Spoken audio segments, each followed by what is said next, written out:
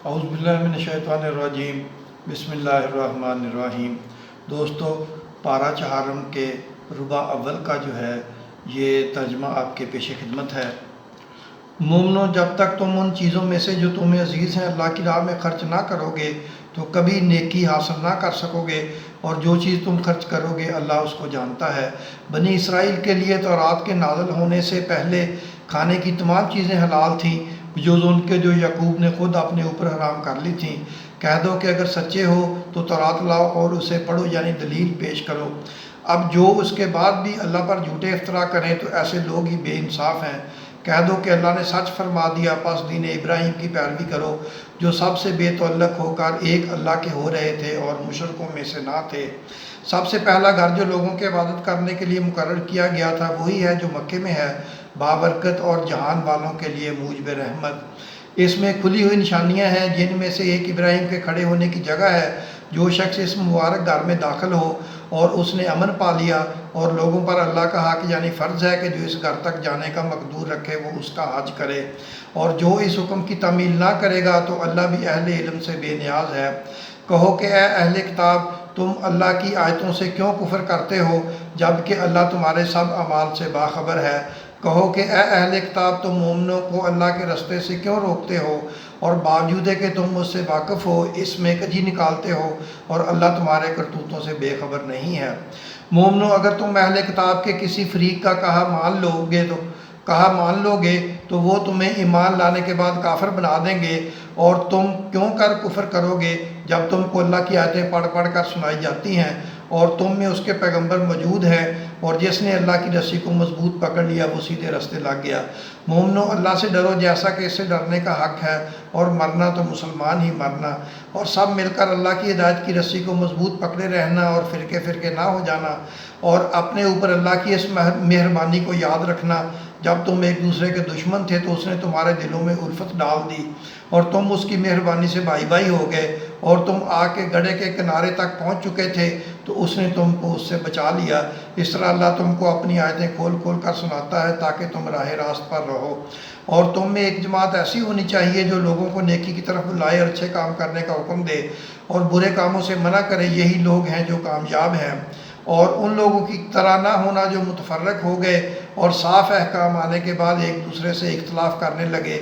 یہ وہ لوگ ہیں جن کو قیامت کے دن بڑا عذاب ہوگا، جس دن بہت سے منہ سفید ہوں گے اور بہت سے سیاہ۔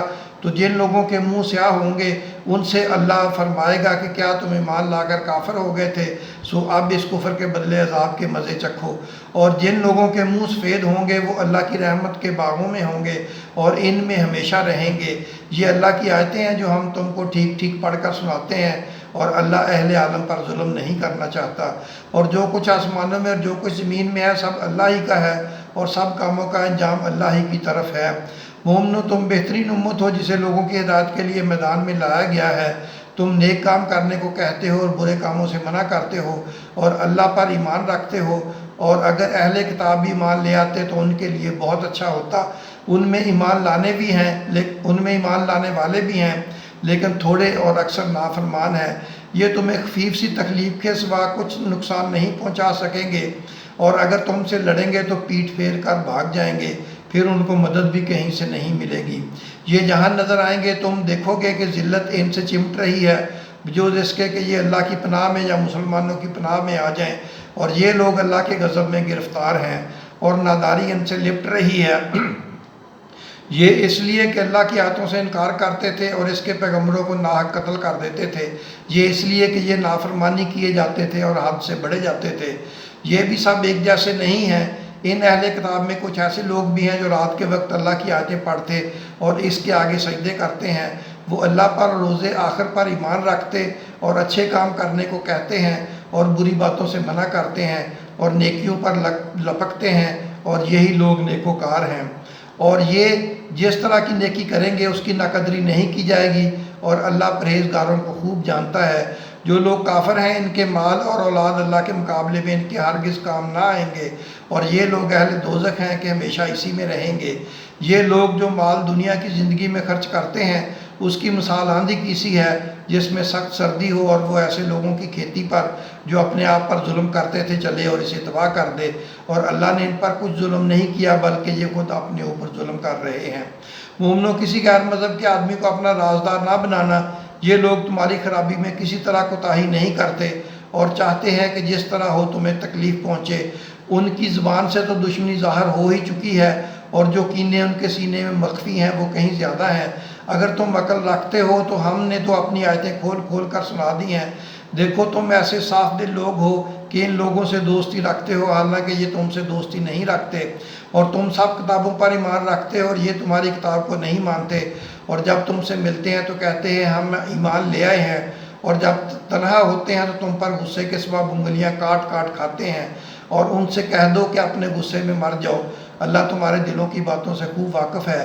اگر تمہیں آسودگی حاصل ہو تو ان کو بری لگتی ہے، اور اگر تمہیں رنج پہنچے تو خوش ہوتے ہیں، اور اگر تم تکلیفوں کی برداشت اور نافرمانی سے کنارہ کشی کرتے رہو گے تو ان کا فریب تمہیں کچھ بھی نقصان نہ پہنچا سکے گا۔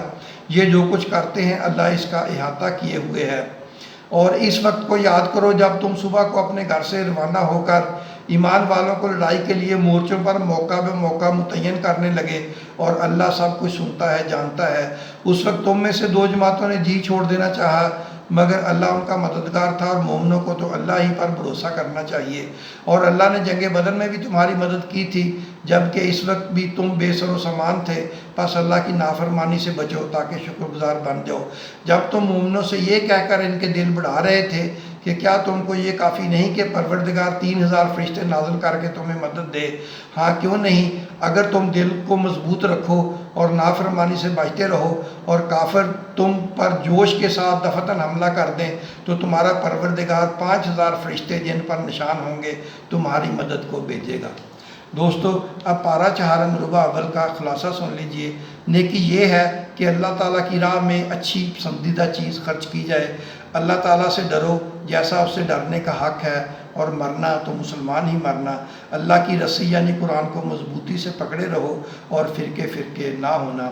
دوستو، اپنا خیال رکھیں اور اپنے چینل کا بھی۔ اللہ آپ کا اور ہم سب کا حامی و ناصر ہو، آمین۔